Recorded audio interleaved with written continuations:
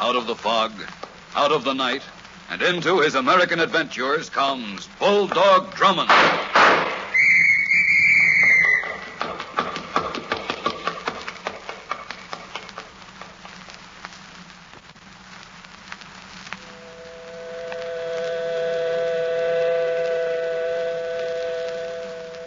Here in my mind, I'm trying to remember, trying to fit the pieces together. But nothing makes sense yet. This room I find myself in, this room where I see everything through a dancing yellow haze, and the voices, the faraway voices that come down to me through a dark, echoing alley. I try to raise myself, but I can't. But I've got to keep trying because there isn't much time left. Time. Through the yellow haze, I can just make out the face of the clock. The hands creep toward midnight. In an hour, it'll be done. I've got to stop it somehow, some way. In an hour, a man will die. That much I can remember now. But there are the other pieces in the crazy jigsaw puzzle. The whirling pieces which fly sickeningly around inside here in my mind. The voices. My name is Linda Bennett. I need your help. That voice, that's one of them. My name is Linda Bennett. I need your help. Linda Bennett. Linda Bennett.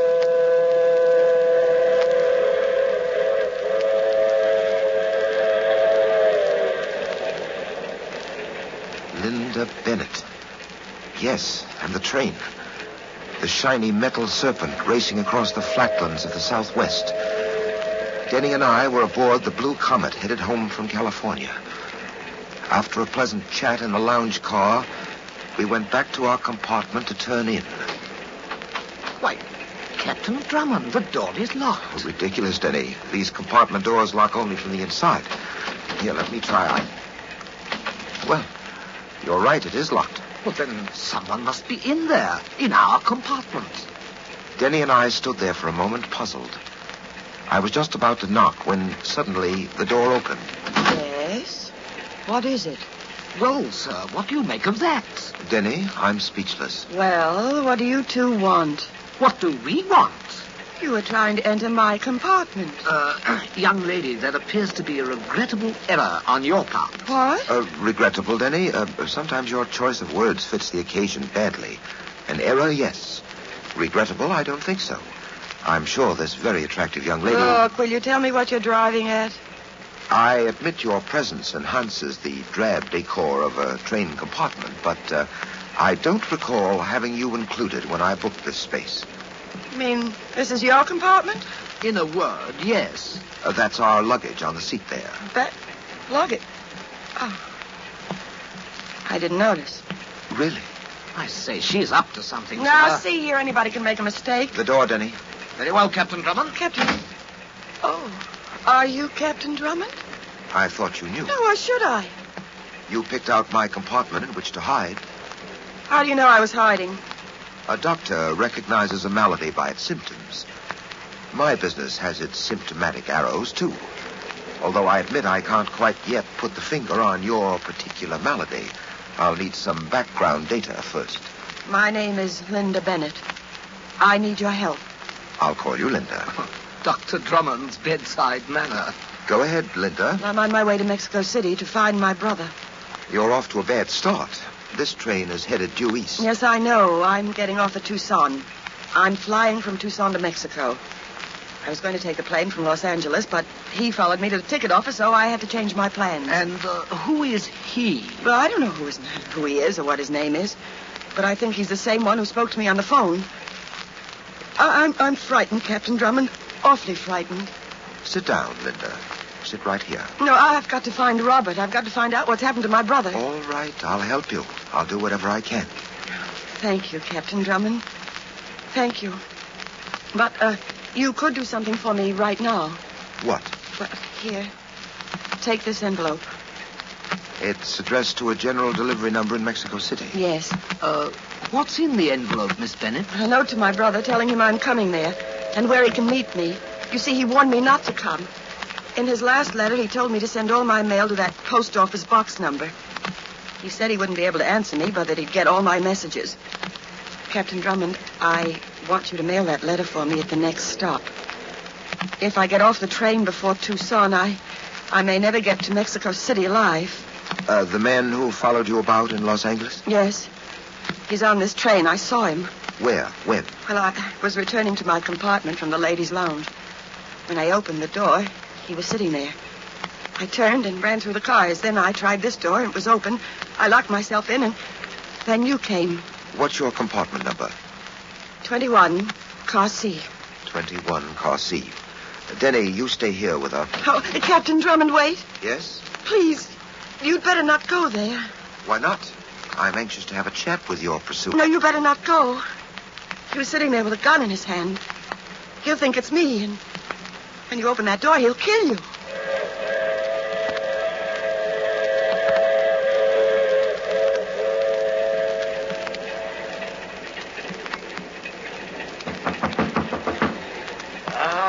What is it? A porter. Message for Miss Bennett. I walked in quietly, quickly, my gun pointed. But there was nothing to point it at except the train windows. And then the door slammed shut behind me. I didn't turn in time. You don't move another inch. You do, and I make a hole in your back. That was rather a clumsy entrance I made, wasn't it? Yeah, sort of.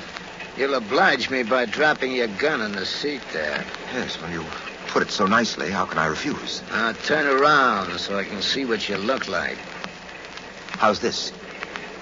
You don't look stupid. My actions are deceiving. Sit down. Go ahead, sit down on that seat opposite. Thank you. We'll have a talk. That gun you're holding is going to make conversation difficult. I get lonely just sitting around waiting to do what I'm paid for. I'm glad you came in. I got somebody to talk to while I wait. Maybe you're waiting in vain. She'll come back. Well, I'm sure she won't. Then I'll find her someplace else. I always find them. That's my job. That's all? No.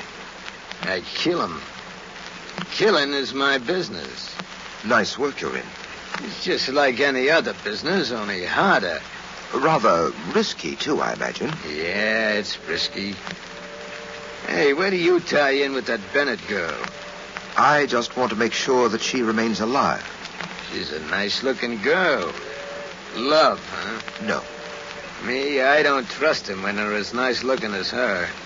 They most times got something tricky going on in back of their pretty faces. Who's paying you to kill Miss Bennett, and why? You're a good guy to talk to. You seem to understand.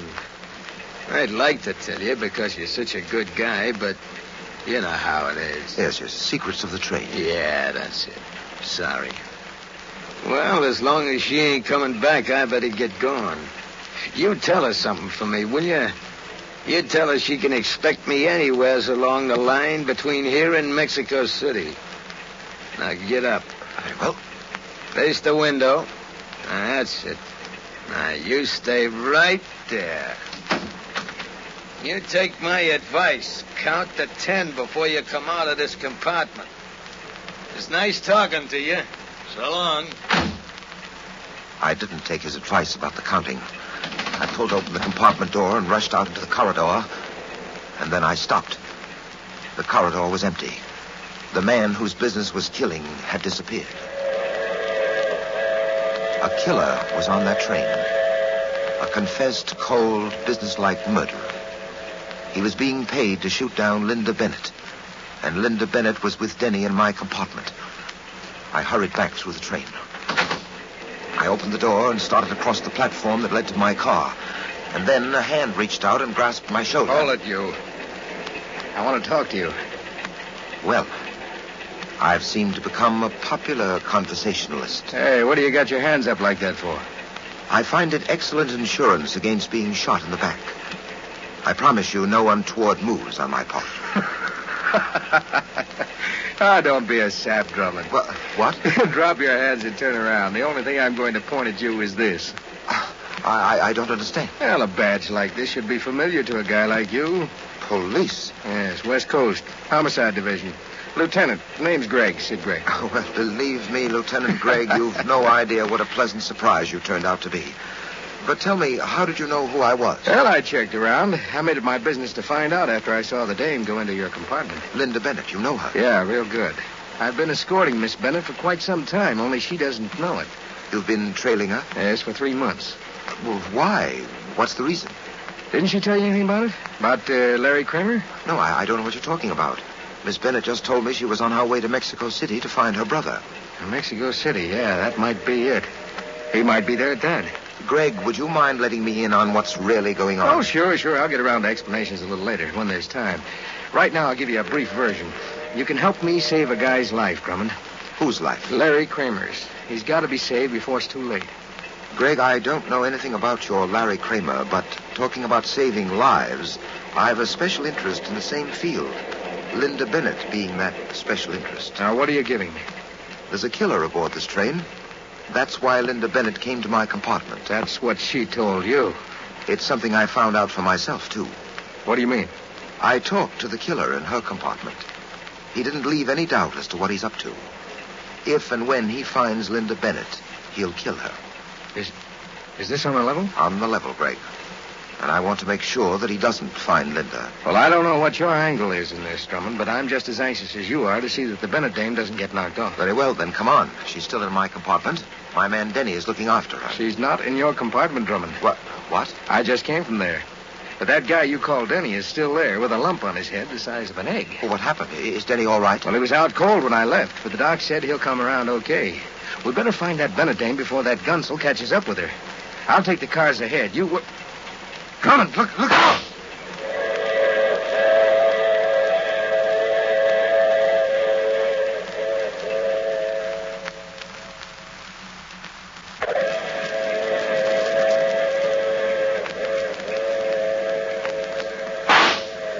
As I dropped, I felt a sharp sting in my shoulder.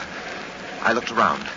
The train platform was empty, save for Lieutenant Gregg and me. And Gregg was lying a few feet from me, face down. I called to him. He didn't answer. I crawled over and touched him. He didn't move. Sid Gregg was dead.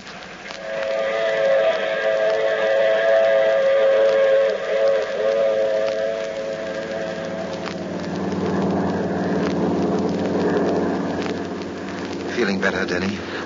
Frankly, sir, I feel downright rotten. My head. I was just about to ask you how that happened. Well, I don't quite know, sir. A few minutes after you left, there was a knock on the compartment door. I opened it. No one was there. Then I stepped out into the corridor. And something hard and heavy fell on your head. Yes, sir. Very hard and extremely heavy. Captain Drummond. Yes, Denny? Miss Bennett, she's all right? I imagine so. Where is she? I don't know. When the train pulled in at Tucson, I had every car searched. She wasn't aboard. But where could she have gone? She probably got off at Tucson unnoticed.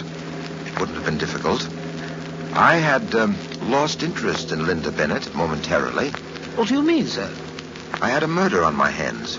Murder? A West Coast police lieutenant named Sid Gregg was shot while I was with him. I was luckier than he. I escaped with a shoulder graze. Oh, really, sir? You're not making sense. Where does the police lieutenant come into this? Well, Gregg didn't get a chance to tell me the full story. While I waited for this plane to Mexico City to take off, I phoned the West Coast police, and they gave me the details. Gregg was interested in saving the life of a Larry Kramer. Kramer is sentenced to die next Wednesday for a murder. Gregg believed Kramer to be innocent. He received special permission to work full-time on the case. Well, it still doesn't make sense to me, sir. What has all this to do with Linda Bennett? If it has anything to do with her. It certainly has, Denny. Linda Bennett was the state's material witness in the Kramer case. She was with Kramer. He was drunk when the shooting took place. Miss Bennett's testimony secured the conviction against Kramer. But what about that story she told us of her brother in Mexico City? Miss Bennett has no brother in Mexico City. She has no brother anywhere. But that envelope she gave you to mail. I mailed it. Oh, really, sir? That wasn't very clever of you, if I may say so. You may say so, Denny. But perhaps you'll be happy to hear I took the liberty of opening it first, before I placed a stamp on it, of course. Oh, what did the letter say, sir? Nothing. What? Nothing? It was a blank. That is, it was this, a blank check. Here, look at it. The Triangle National Bank, Los Angeles. A blank check. What do you suppose that means? I don't know yet, but I'm holding on to it. I have an idea this blank draft is going to pay us dividends when we get to Mexico City. Mexico City? That's where this plane is taking us. Oh, yes. To Mexico City and to Linda Bennett. You seem to be fairly sure that Miss Bennett will turn up there. Fairly. But how do you know that the killer won't find her before we do? Because, Denny, right now, he's relying on us to pick up Miss Bennett's trail for him. He booked reservations on this plane. What? On this plane? Don't turn around. Believe me, he's here, sitting just a few seats behind us.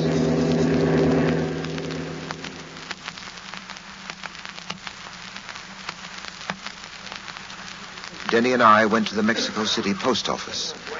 As usual, the killer came along. Denny had his instructions. I watched him walk across the concourse and take his station near the general delivery boxes. I stopped at one of the writing tables and waited. I could see my friend the killer leaning against a pillar near the main entrance to the post office. He looked properly confused. We all waited, Denny, he, and I. Less than an hour passed when it happened. Box 41 was opened. The blonde young lady drew out an envelope, closed the box, and walked away. The young lady was Linda Bennett. She looked even more attractive with her hair dyed blonde. Denny followed after her, and after Denny, the ever-present pursuer. I took my place at the end of the line. I beg your pardon. Okay, it is my fault, senor. Senor, you are leaving. Sorry, I'm in a bit of a hurry. You do not give me an opportunity to apologize, senor. It's quite all right. My name, senor, is Dolores. A very pretty name. You do not go that way, senor. What? You turn. We go through the side door, this way. The car is waiting. The car? What are you talking about? You come the way I say. I have in my pocket a gun. You come with me, senor, or I will kill you right here. Senor, you will get into the car. As I stepped into the car, I saw a shiny object flash past my eyes. And then all the world fell in on me. Oh! Here in my mind, I'm trying to remember, trying to fit the pieces together. And now, they're together. On my face, I can smell the sharp odor of chloroform. Now I see the clock clearly, 20 after 11. At 12, Kramer will die. 40 minutes to save a man's life. I've got to get out of here. Senor, you are awake. As she bent down to place the chloroform cloth to my face, I reached out and grasped her arm. Oh, my arm! Let go my arm. And then, with all the might left in me, I clenched my fist, and then I set it on its mission.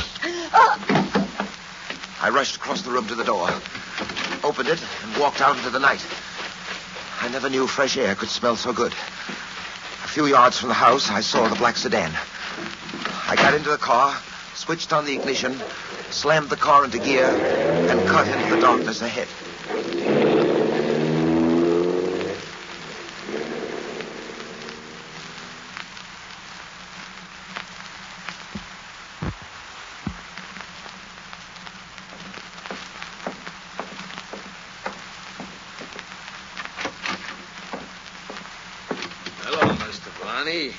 Hey, killer.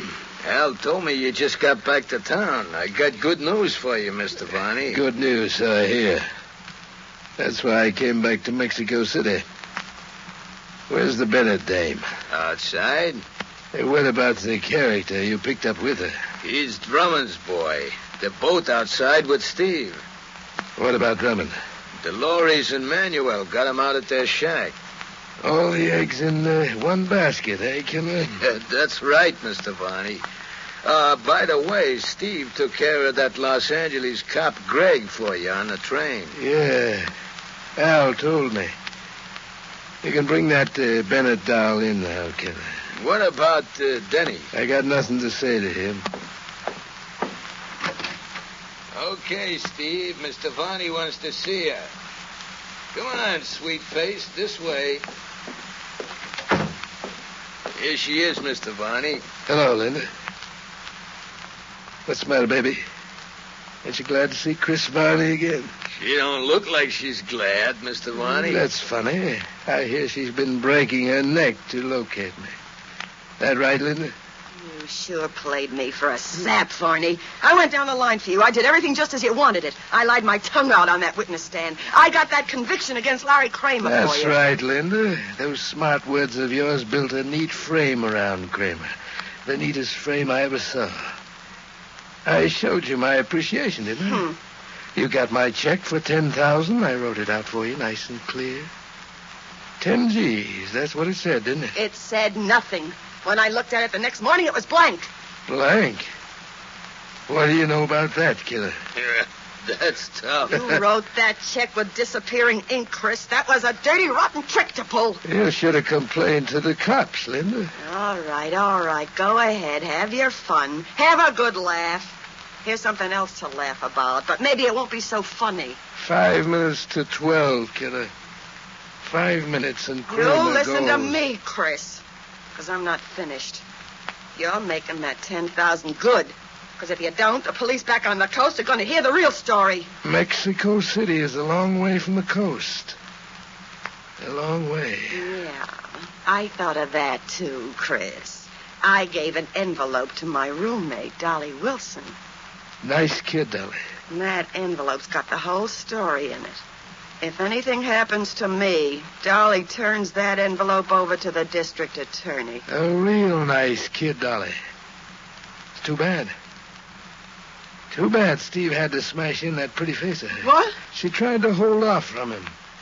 But how much plastering can a dame take in the face?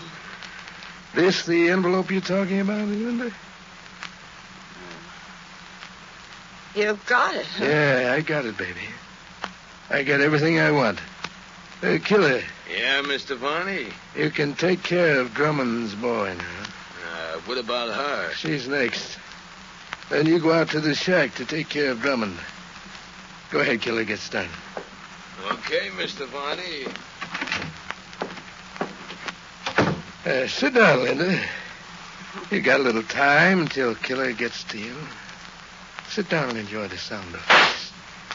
Cigarette, Linda? Yeah, 2 shots. Killer must be losing his touch. Sure you don't want to smoke, Linda? Okay, Killer, you can take her now. She's getting to be rotten company. Mr. Varney, maybe I can stir your interest. Oh, Captain Drummond. Your trigger man is a bit indisposed, Varney. Yes, those shots you heard were directed at him. Captain Drummond, as you see, won the argument. Captain Drummond, I was next. He was going to kill me next. Well, if for only one reason, I'm glad he didn't get around to you. The state of California is eagerly awaiting your arrival, Miss Bennett, as a material witness in a new murder trial and the exoneration of Larry Kramer. Oh, sir. What is it, Denny? Look, sir, that clock is past midnight. Kramer, it's too late. No, Denny, it's not too late. Before I arrived here at Varney's place, I got a call through to the warden at the state prison. You got a stay of execution? Yes. I promised new and revealing evidence in the case against Larry Kramer. Well, sir, shall we wrap up the evidence and take it along? By all means. Oh, Captain Drummond, just one more thing. Yes? I know mine is not the reason why, but how did you ever get here, sir? How did you know where to come? That blank check of Miss Bennett's. What about it? It wasn't really blank at all. I dipped it in a solution of lemon juice this morning. Lemon juice? Yes. The acids in the juice have the happy faculty of causing disappearing ink to make a reappearance. The check was for $10,000 made out to Linda Bennett and signed by Chris Varney.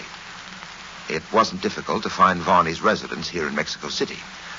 By the way, Varney, this should be of small comfort to you and your friends.